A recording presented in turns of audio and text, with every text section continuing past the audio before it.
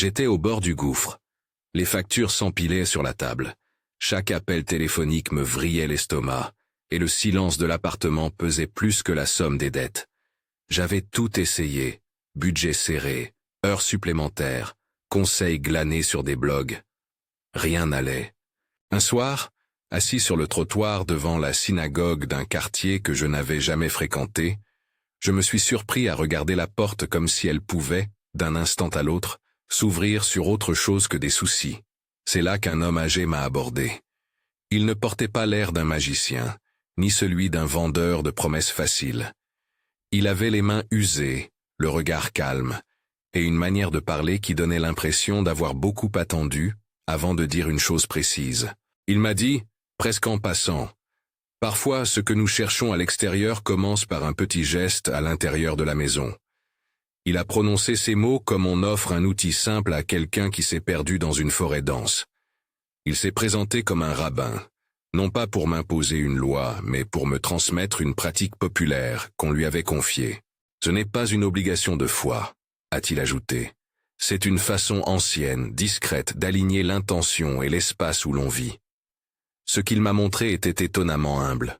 Un ajo, un simple aïe, pas un talisman en or, pas une incantation compliquée, juste une tête d'ail.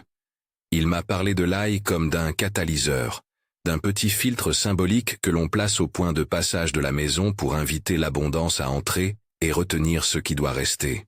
J'ai senti à cet instant précis une étrange combinaison de scepticisme et d'espérance, l'une tirant l'autre dans un duel silencieux. Je veux être clair tout de suite. Je ne vous promets pas des fortunes instantanées. Je ne prétends pas que cela remplace un plan financier sérieux, un travail assidu ou un accompagnement professionnel lorsque les difficultés sont profondes. Ce récit est un témoignage personnel d'une méthode transmise par un rabbin, inspirée de traditions populaires. C'est une pratique symbolique, faite d'intention, de soins et de discipline rituelle. Si cela vous parle, écoutez jusqu'au bout. Et si vous voulez la procédure complète, étape par étape, abonnez-vous et likez pour ne pas la manquer. Quand il m'a expliqué pourquoi l'ail, tout est devenu plus net. L'ail a, dans de nombreuses cultures, la réputation de protection. Il se conserve longtemps, il est composé de gousses qui se protègent les unes les autres par leur pelure, et il est issu d'un organe vivant simple mais résilient. Le rabbin parlait de ses qualités matérielles comme d'un langage symbolique. L'ail protège, filtre, retient. En le plaçant soigneusement, on donne à une maison un petit garde-barrière, un point fixe qui rappelle à l'habitant, à ses décisions et aux énergies autour, qu'il existe une intention claire. Maintenir, conserver, ouvrir les portes pour ce qui est bon. Il a décrit la maison comme un organisme. La porte d'entrée n'est pas seulement une ouverture physique, c'est le seuil où les possibilités se présentent et où, parfois, se perdent des ressources. La cuisine et la réserve sont, elles, le ventre de la maison. C'est là que se stocke le nécessaire, là où se régénère ce qui permet de vivre. Dans ce langage, l'ail devient emblème. Placé au seuil, il invite. Placé dans la réserve, il aide à conserver et multiplier, au sens symbolique et pratique. Il m'a parlé des nombres comme d'un cadre rassurant, pas comme d'un talisman magique. 3 pour respirer. 4. Feuilles de laurier pour l'eau de purification. 5. Minutes d'ébullition pour activer le laurier. 7. Comme chiffre d'achèvement symbolique. Et 30 jours comme cycle pour observer un premier effet. Ces chiffres servent de repères rituels. Ils structurent le geste et l'intention. Les chiffres ne valent pas comme garantie, mais ils aident la personne à se discipliner, à revenir chaque jour, à garder son attention là où elle compte. Choisir l'ail est la première étape concrète. On cherche une tête entière, ferme, sans tache molle, avec la peau extérieure intacte. Lorsque je l'ai tenu dans ma main pour la première fois, j'ai senti son poids, sa texture papyracée, l'odeur subtile qui s'échappait même à travers la peau. C'est un petit objet ordinaire chargé de potentiel. Le rabbin me demandait de toucher l'ail longuement, de sentir son centre, comme on vérifie la robustesse d'un arbre en frappant son tronc. C'est un geste de présence. Choisir un objet sain, c'est déjà une forme d'intention claire. La méthode que j'ai retenue s'organise en 2 axes principaux. Un ajo pour le seuil, un autre pour la réserve. Chacun a sa fonction, son emplacement et sa façon d'être activé. Pour le seuil, on conserve la peau principale de la tête d'ail. On sépare délicatement les gousses, mais on garde la pelure maîtresse comme on garde l'enveloppe d'un message. Parmi les gousses, on choisit celle qui paraît la plus pleine, celle qui résiste légèrement sous le doigt. On la prépare pour l'activation. Cela commence par 3 respirations profondes, suivies de 3 affirmations à voix basse. Le rabbin m'a appris à visualiser, pendant ces respirations, une lumière dorée qui traverse la gousse et se diffuse comme un écran devant la porte. Il n'a pas voulu que j'utilise des formules compliquées. Il a insisté sur la simplicité. Une affirmation possible, sobre et directe est « J'ouvre cette maison à l'abondance ». On répète cette phrase 3 fois, en la sentant plutôt qu'en la prononçant comme une formule magique. La répétition en 3 temps crée une petite structure rituelle. La première respiration nettoie, la deuxième affirme l'intention, la troisième ancre. Après ces 3 cycles, on place la gousse choisie au sommet du cadre intérieur de la porte principale, à droite quand on regarde vers l'intérieur. Le positionnement n'est pas aléatoire. Le coin supérieur droit, dans ce langage terrestre, est le point de réception. Il regarde vers l'endroit d'où viennent les opportunités extérieures. Certains préfèrent la glisser entre la porte et le montant, d'autres la coller discrètement avec un petit morceau d'adhésif transparent. Le rabbin m'a conseillé la discrétion. Un geste visible uniquement si l'on tend l'oreille, mais suffisamment fixe pour durer 30 jours sans bouger. Il y a ici des précautions à respecter. L'ail ne doit pas être placé à portée des mains d'enfants ou d'animaux curieux. Si vous vivez dans un endroit où l'humidité transforme vite l'ail en pourriture, adaptez. Choisissez une gousse très sèche, surveillez-la régulièrement, et remplacez-la si vous sentez une odeur de fermentation. Le rituel requiert aussi discrétion sociale. Ne le clamez pas sur tous les toits, non pas par peur de jugement, mais parce que l'intimité du geste aide à préserver son effet symbolique et votre propre implication. La manière de fixer l'ajo est simple mais précise. On peut, si l'on craint l'odeur, glisser la gousse dans une petite enveloppe de papier blanc, papier que l'on garde ensuite, ou la maintenir avec un ruban fin. Le blanc est recommandé comme couleur symbolique de nettoyage et de renouveau. Il ne s'agit pas d'un dogme, juste d'un repère visuel pour l'esprit. Ce petit paquet, à la hauteur de l'œil, deviendra un rappel quotidien. Chaque fois que vous franchirez la porte, vous ferez un micro-acte de conscience. La seconde gousse, celle destinée à la réserve, demande un autre rapport au rituel. Elle s'active de la même manière, 3 respirations, 3 affirmations, mais son placement est différent.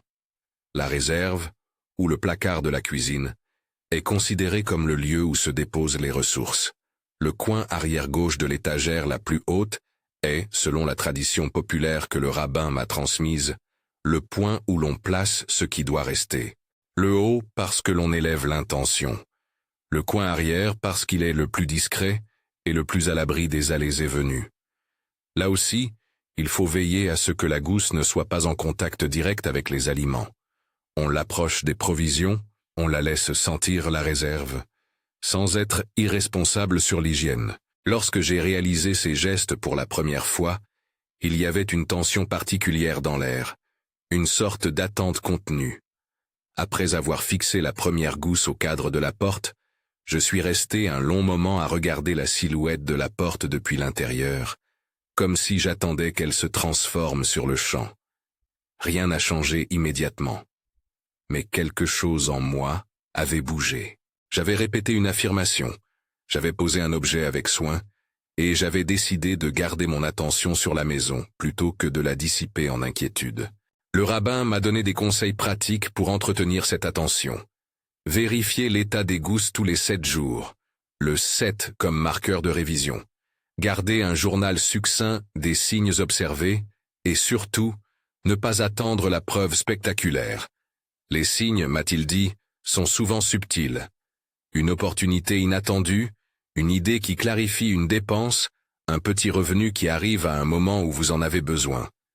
Il m'a demandé de noter tout cela, même si cela semblait anodin. La tenue d'un journal est un acte qui prolonge le rituel. Il matérialise l'observation et encourage la responsabilité. Je devais aussi apprendre à reconnaître les erreurs courantes. Première erreur, le doute systématique. Si l'on place l'ail comme si l'on négociait avec la superstition plutôt que comme un acte de discipline, on réduit son propre pouvoir d'attention. Deuxième erreur, l'exposition excessive. Montrer l'ajout à des personnes négatives ou moqueuses peut fragiliser votre détermination. Troisième erreur, la négligence sanitaire. Si l'ail se met à pourrir, il faut l'enlever immédiatement et nettoyer l'endroit. Le geste symbolique doit rester propre, au sens littéral et figuré. Le rabbin m'a parlé d'un cycle fixé à 30 jours. 30 jours pour observer un mouvement initial. 30 jours pour éprouver ma capacité à maintenir l'attention quotidienne.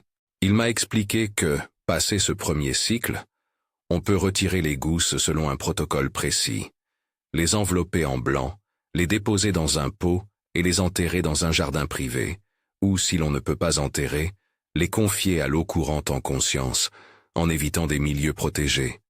Il insistait sur le respect des règles locales et de l'environnement. Rien ne doit être jeté dans des lieux où cela serait interdit ou dangereux. Je n'ai pas compris immédiatement si l'effet viendrait de l'objet ou de ce que je faisais avec lui. L'attention quotidienne, les petites décisions plus claires, l'économie renouvelée par des choix conscients. Peut-être que tout cela est lié. Le geste de cacher un ajout à un endroit précis a été, pour moi, un acte de réengagement avec la réalité de ma maison et de mes responsabilités. En un sens, l'objet a servi d'encre à un changement intérieur, et c'est probablement là que réside sa valeur la plus durable. Il y a, cependant, des nuances à respecter quant à la référence culturelle que j'emploie. J'appelle cette méthode inspirée par une sagesse juive populaire, parce que le rabbin me l'a transmise ainsi, comme une pratique locale, non comme un commandement de la tradition religieuse collective. Je le répète parce que le mot « sagesse juive » figure dans le titre. Il s'agit d'une transmission personnelle, d'un legs oral qui mêle symboles, nombres et gestes. L'intention n'est pas d'approprier ou de réifier une tradition religieuse, mais de reconnaître une source d'inspiration. Si cela vous heurte ou vous interpelle, adaptez la méthode à votre propre sensibilité culturelle et spirituelle. Sur le plan pratique, je me rappelle des sens. Le froissement de la peau d'ail entre les doigts, l'odeur légère qui vous rappelle la cuisine de votre enfance, la texture sèche du papier blanc que j'ai utilisé pour envelopper la gousse. Ce sont des petits signaux sensoriels qui fendent la monotonie d'une journée morose et qui vous rebranchent à la vie matérielle avec bienveillance. J'ai appris à considérer ces gestes comme des rendez-vous quotidiens avec mes intentions. Avant d'avancer plus loin, avant d'aborder la préparation de l'eau de purification que le rabbin m'a montrée, la fabrication du talisman à base de pelures et de cannelle, et la manière de clore proprement le cycle, il y a autre chose que je veux dire ici. Le rituel ne décharge pas de la responsabilité personnelle. On ne place pas une gousse d'ail et l'on attend que l'argent vienne en pluie. Il faut garder en parallèle une gestion proactive, revoir ses dépenses, chercher des sources de revenus, demander conseil. L'ail est un catalyseur d'attention, pas une garantie. Le soir où j'ai fixé la gousse à la porte, je suis resté éveillé longtemps. Je répétais dans ma tête les 3 respirations, les 3 affirmations, et je me surprenais à écouter le moindre bruit du couloir, comme si l'univers devait répondre de façon manifeste. Le lendemain matin, en prenant le métro, j'ai noté une petite chose. Une ancienne cliente m'a écrit pour une mission. Une coïncidence, peut-être. Un signe que j'ai choisi de noter dans mon journal.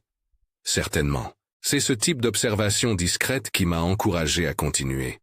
Il y a aussi des choix alternatifs que le rabbin m'a proposés pour ceux qui vivent dans des appartements très humides ou dans des maisons où l'odeur d'ail serait un problème.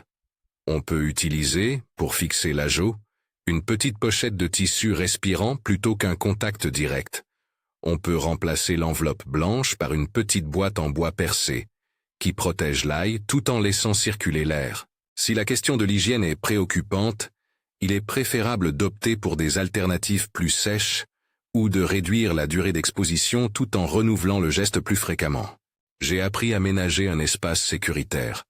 Pas d'ail sur une porte qui ouvre directement sur une aire où les enfants jouent, pas d'ajout en contact avec des aliments, vérification hebdomadaire pour éviter la moisissure. Si la gousse devient molle ou dégage une odeur désagréable, on la retire, on nettoie, et on recommence avec une gousse saine. La prudence n'enlève rien au pouvoir symbolique du rituel. Au contraire, elle le renforce en montrant que l'on prend soin de son foyer comme d'un organisme vivant. En avançant pas à pas, j'ai aussi compris l'importance de la discrétion. Le rabbin m'avait conseillé de raconter le moins possible autour de moi. Pas par superstition, mais parce que la fragilité d'un projet grandit si l'on en fait un spectacle. Garder certains gestes pour soi permet de rester maître de son engagement, loin des opinions passantes qui peuvent décourager. À ce stade, j'avais posé le premier ajout au cadre de la porte. J'avais préparé la gousse pour la réserve, et un mélange d'attente et de calme s'était installé. Il me restait à apprendre la préparation de l'eau de purification, la symbolique du laurier et du sel, et la manière de confectionner le talisman à partir des pelures, étape que le rabbin disait essentielle pour compléter le cycle.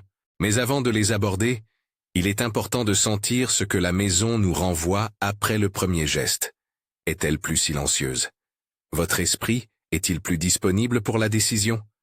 Avez-vous noté un petit signe, une lettre, un appel, une intuition claire? Je me souviens d'un matin précis, quelques jours après avoir placé l'ajout, où j'ai pris mon café en regardant la porte. La gousse était là, discrète, comme une petite sentinelle. Je me suis surpris à respirer plus profondément sans y penser. Ce petit changement, presque imperceptible, a été le premier vrai morceau de la transformation. Mon attention s'était déplacée. Le reste, je l'ai appris après, en poursuivant le rituel et en intégrant les étapes suivantes. Mais ce moment, le premier contact entre l'objet et la maison, la première respiration rituelle, a suffi à me rendre disponible pour la suite. Et c'est cette suite que je vais raconter ensuite. La préparation précise de l'eau, le rôle du laurier et du sel, la manière de nettoyer consciemment le seuil, et comment, après 30 jours, retirer proprement les gousses et préparer un talisman avec les pelures et une petite pièce. Pour l'instant, retenez ceci. Cacher un ajout ici, au coin supérieur droit du cadre intérieur de votre porte, est un geste d'attention. Il ne promet pas la richesse du jour au lendemain, mais il offre une structure. Il vous pose devant vos choix, vous demande de regarder la maison avec responsabilité, et vous invite à surveiller les signes dans la durée. Ce soir-là, en fermant la porte derrière moi, j'ai senti que je venais de poser une petite balise sur mon chemin. J'ignorais encore si elle me conduirait vers un miracle ou vers une simple clarité nouvelle, mais je savais que, pour la première fois depuis longtemps, je n'étais plus totalement seul face au compte. Un geste aussi petit qu'une gousse d'ail pouvait servir de point d'appui pour un mouvement plus grand. Le retour à la gestion, l'ouverture aux opportunités, la discipline quotidienne. J'ai marqué la date dans mon carnet. Jour 0 du cycle de 30. J'ai promis de revenir chaque semaine pour vérifier, chaque jour, pour garder l'intention éveillée. La nuit suivante, j'ai rêvé d'une porte qui s'ouvrait sur un marché animé, où les étals regorgeaient de choses simples et utiles. À mon réveil, j'ai souri. Peut-être que ce n'était qu'un rêve. Peut-être était-ce le souvenir de l'image dorée que j'avais visualisée en activant l'ajout. Dans tous les cas, quelque chose s'était déplacé. J'ai retenu cette sensation et je me suis préparé à suivre les étapes suivantes. Mais avant cela, quelques règles pratiques et de sécurité me restent encore à intégrer, et je veux m'y attarder pour que vous puissiez, si vous décidez d'essayer, le faire en conscience. Le lendemain de ma première semaine avec l'ajout fixé au seuil, je suis allé voir le rabbin pour apprendre la suite. Il m'a accueilli avec un sourire calme, comme si chaque question était une ouverture et non un reproche. Nous sommes passés alors au rituel de purification de la porte, une étape que, selon lui, complète la présence physique de l'ail par un geste d'intention et de nettoyage concret. Il a insisté pour que tout soit fait proprement, avec des ingrédients simples et faciles à trouver, parce que la simplicité garde le rituel accessible et évite toute prétention mystique. Il m'a demandé d'abord de préparer l'eau. On commence par 1 litre d'eau filtrée. L'idée est d'utiliser une base nette, non chargée. Dans cette eau, on dissout 3 cuillères à soupe de gros sel de mer. Le sel, m'a-t-il expliqué, travaille comme un garde discret. Il aide à dissoudre les résidus de peur et d'adhérence aux habitudes qui empêchent les choses de circuler. Puis on ajoute 4 feuilles de laurier. Le laurier est une plante commune, odorante, qui porte avec elle l'idée de protection et d'éveil. On porte le mélange à ébullition pendant 5 minutes. Un temps simple, un chiffre repère. Puis on laisse refroidir jusqu'à ce que l'eau soit tiède, agréable au toucher. Pendant que l'eau chauffe, le rabbin m'a invité à tenir dans ma main la gousse de réserve, celle qui resterait dans le placard, et à respirer 3 fois profondément. 3 respirations pour entrer dans la pratique. 3 affirmations pour fixer l'intention. Sobre, clair, toujours la même formule que vous pouvez modeler à votre sensibilité. Pour moi, la phrase est restée volontairement simple. J'ouvre ma maison à l'abondance et je protège ce qui nous est nécessaire. 3 fois. La première pour nettoyer, la seconde pour affirmer, la troisième pour ancrer. Ces gestes répétés font plus que marquer le temps. Ils installent une habitude d'attention. Quand l'eau a refroidi, le processus de nettoyage doit se dérouler comme une petite cérémonie domestique. Humidifiez un chiffon propre dans la préparation, essorez-le pour qu'il ne dégoûte pas, puis passez la porte intérieure, le cadre, la poignée, le battant, en commençant du haut et en descendant vers le bas. Le geste est lent, attentif.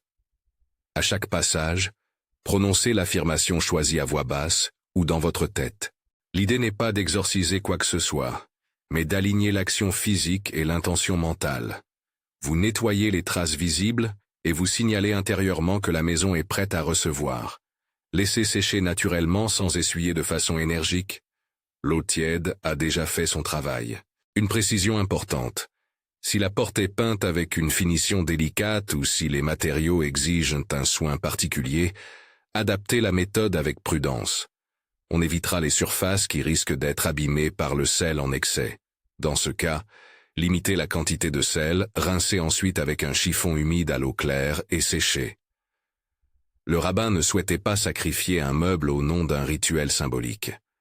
L'intention doit toujours être adossée à du bon sens domestique. Après avoir nettoyé la porte, il m'a demandé de m'arrêter devant le seuil, les mains posées brièvement sur le cadre, et de répéter l'affirmation encore une fois, en la sentant descendre dans le corps. C'est un geste d'enracinement.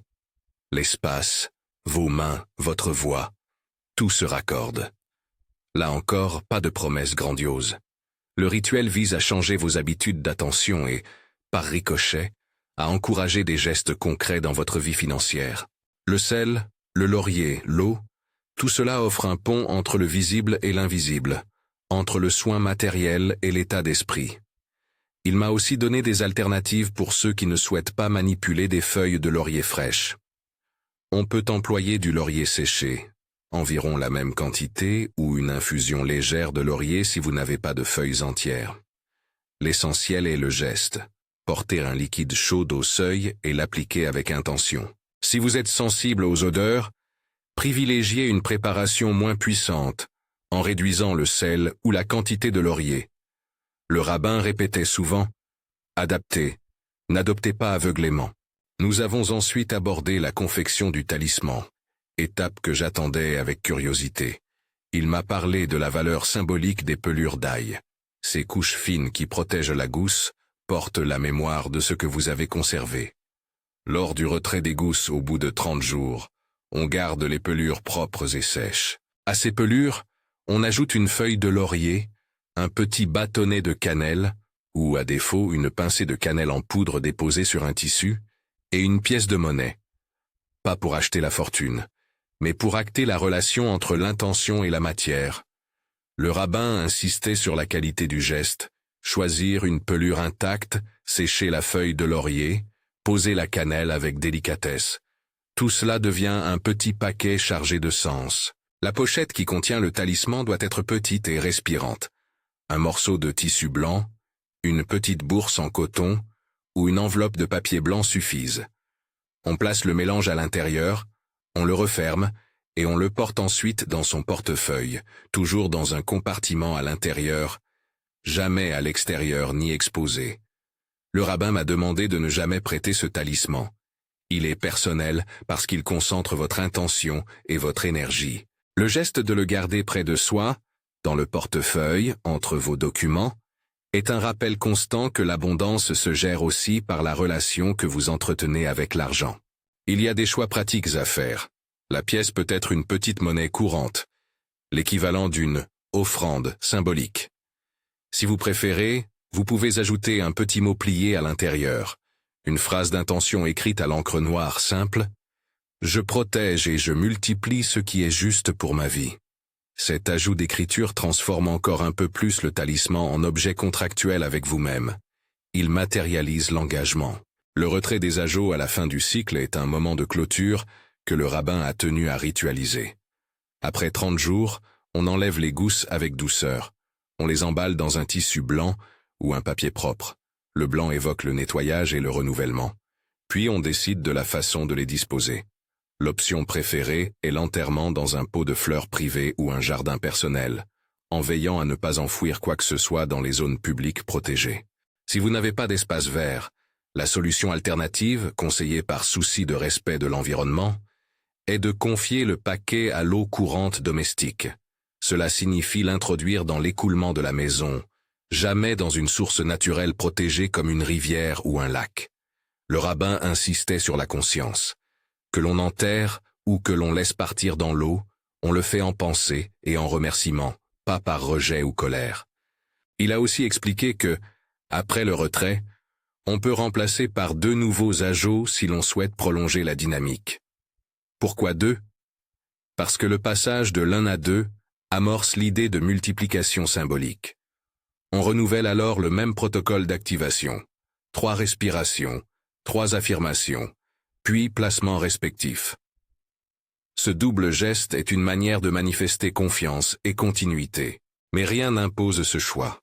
La pratique doit rester modulable selon le contexte et l'énergie de chacun. Pendant le 2e, le 3e cycle, on apprend à lire les signes avec plus de finesse.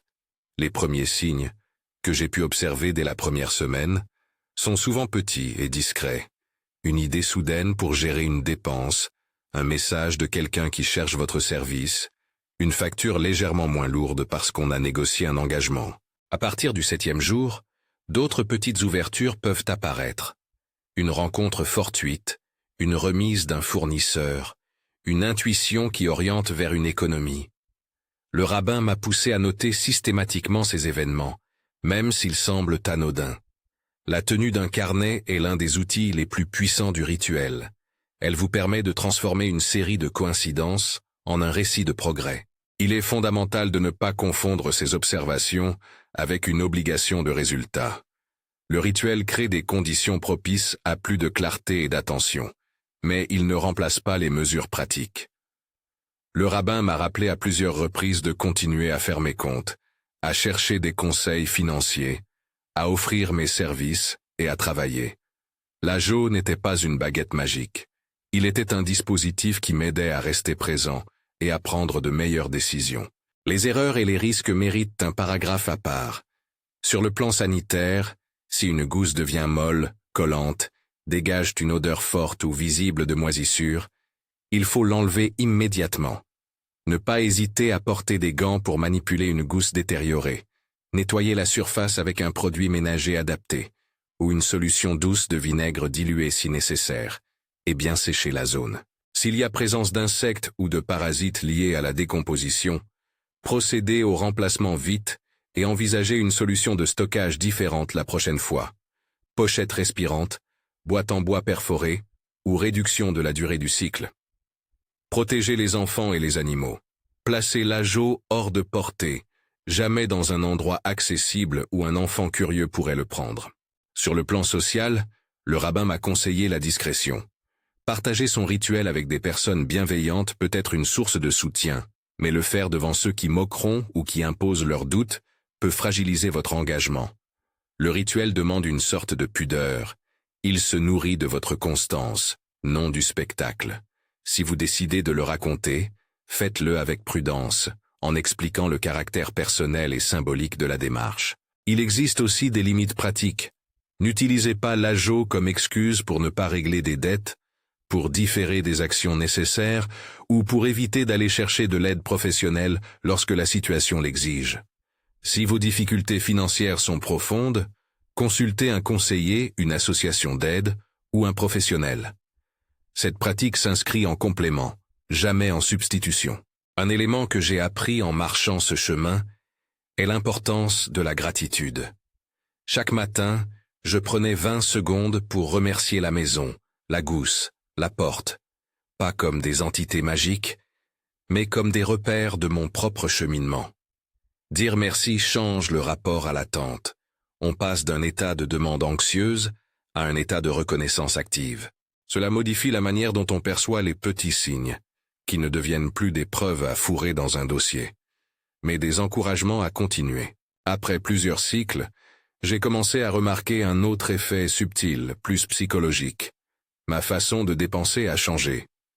Parce que je notais les améliorations et que j'avais posé des gestes réguliers, j'étais moins enclin à céder à l'achat impulsif. La gousse m'a appris une discipline symbolique qui s'est traduite en actes concrets. J'ai revu mon budget, j'ai différé certaines dépenses et j'ai privilégié ce qui était vraiment utile. Le rituel m'a donné un cadre pour faire ses choix. Le rabbin m'a proposé aussi quelques variantes pour les personnes qui souhaitent s'adapter au calendrier personnel. Par exemple, certains préfèrent initier le cycle lors d'une nouvelle lune, d'autres un jeudi, d'autres encore le premier jour du mois. Ces options ne sont pas des obligations, elles sont des repères psychologiques qui peuvent aider à ancrer l'habitude. L'important reste la régularité. Revenir aux vérifications hebdomadaires, tenir le carnet, remplacer les gousses si nécessaire. Un aspect que je n'avais pas anticipé est l'effet que la pratique a sur la vie relationnelle. Parce que l'ajo m'a demandé de la discrétion, j'ai appris à ne pas tout exposer. Cela a eu pour conséquence inattendue de protéger mes projets durant les phases fragiles. Lorsque j'ai partagé plus tard avec des amis proches, j'ai découvert qu'ils avaient, pour leur part, des gestes symboliques tout aussi simples. Certains allumaient une bougie, d'autres écrivaient une intention sur un papier. Il n'y a pas une seule voie, mais une constellation d'actes qui, pris ensemble, peuvent faire bouger la trajectoire. Je veux que vous sachiez aussi que l'on peut moderniser la pratique tout en gardant son essence.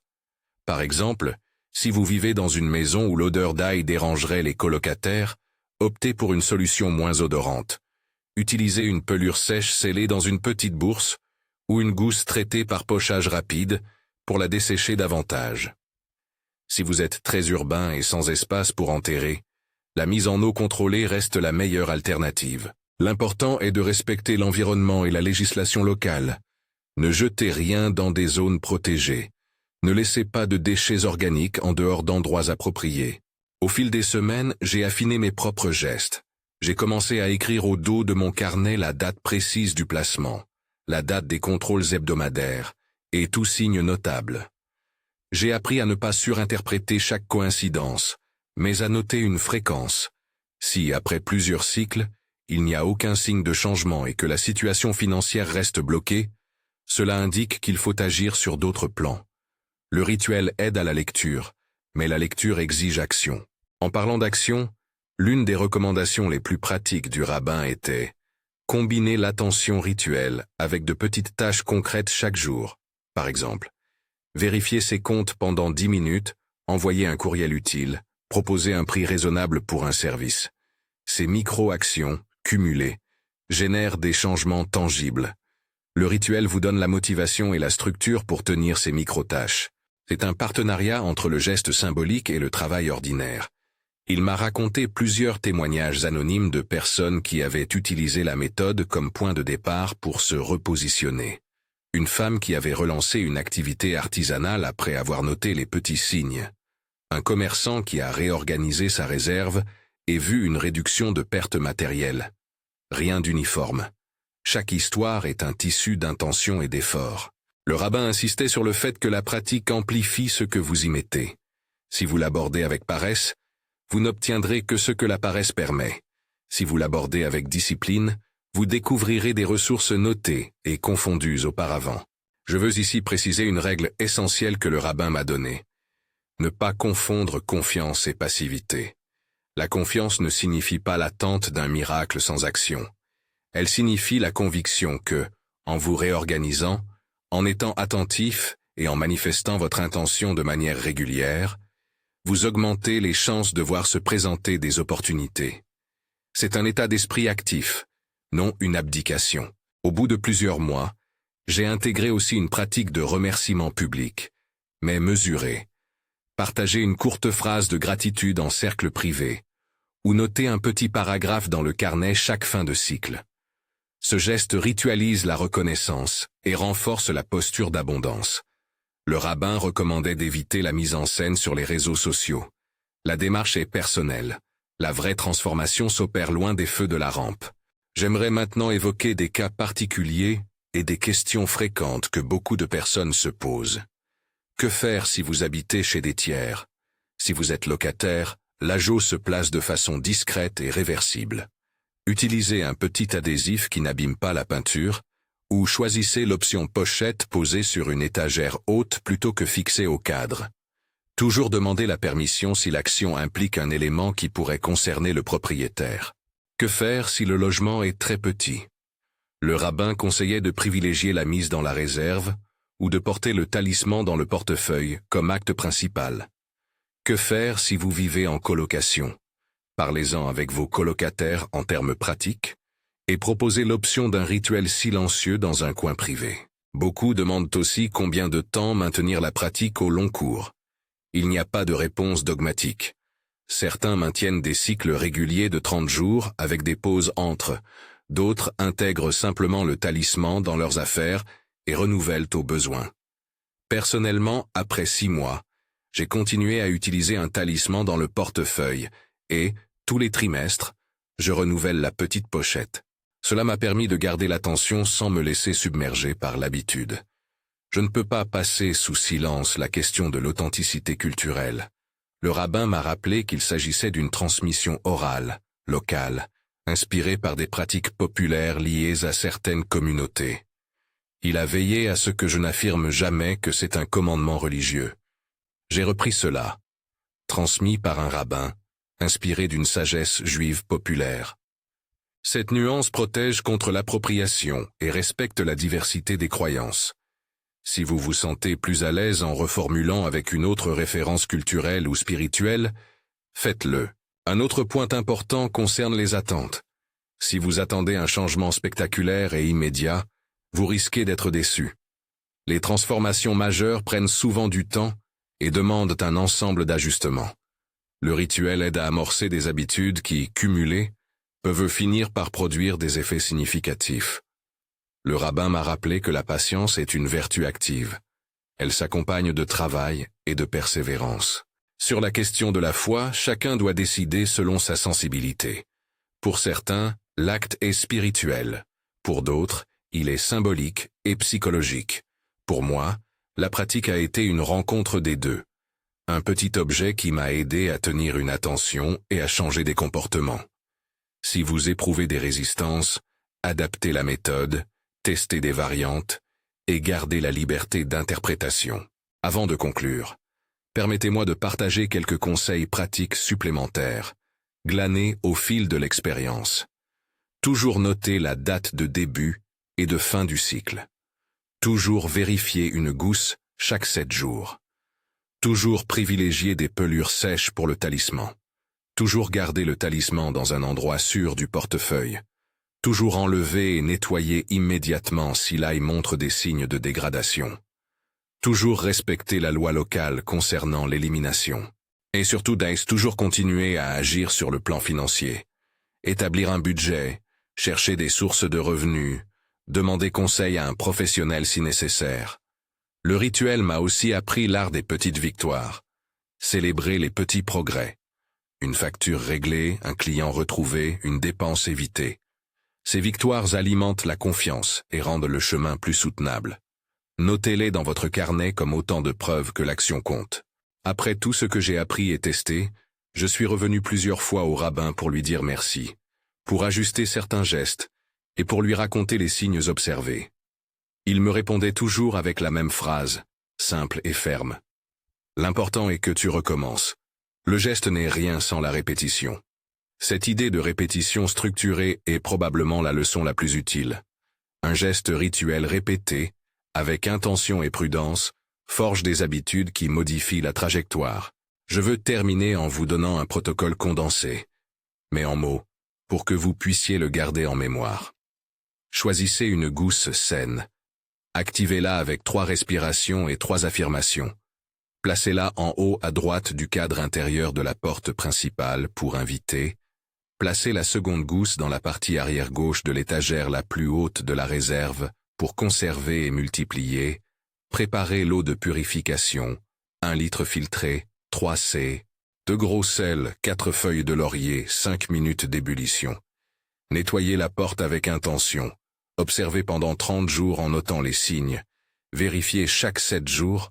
Retirez et disposez les gousses proprement, en les enveloppant de blanc, et en les enterrant dans un pot privé ou en les confiant à l'eau courante si l'espace manque. Fabriquez un talisman avec pelure, laurier, cannelle et une pièce. Activez-le et gardez-le dans votre portefeuille. Ne le prêtez pas. Ajoutez à cela la discipline financière et la gratitude quotidienne. Ces gestes ensemble forment la méthode que le rabbin m'a transmise. Je vous rappelle encore une fois, il ne s'agit pas d'une garantie de richesse instantanée. Il s'agit d'un outil d'alignement, d'un moyen de retrouver de la clarté et de l'attention. Traitez-le comme tel. Si vous êtes prêt à essayer, faites-le en conscience, avec soin et respect des règles de sécurité et d'hygiène. Si ce que vous venez d'entendre résonne en vous, et que vous souhaitez vraiment expérimenter la méthode complète, écrivez-le ici. Mon foyer est un portail de prospérité infinie. En commentaire. Partagez vos retours dans 30 jours si vous en avez envie. J'aimerais lire vos expériences, vos adaptations, vos signes, toujours dans la mesure du respect et de la discrétion. Et si vous décidez d'essayer, prenez soin de votre maison, de vos proches et de vous-même pendant le chemin. Que ce petit geste simple et humble soit pour vous un rappel quotidien, que l'abondance commence souvent par la façon dont nous regardons et prenons soin du lieu où nous vivons.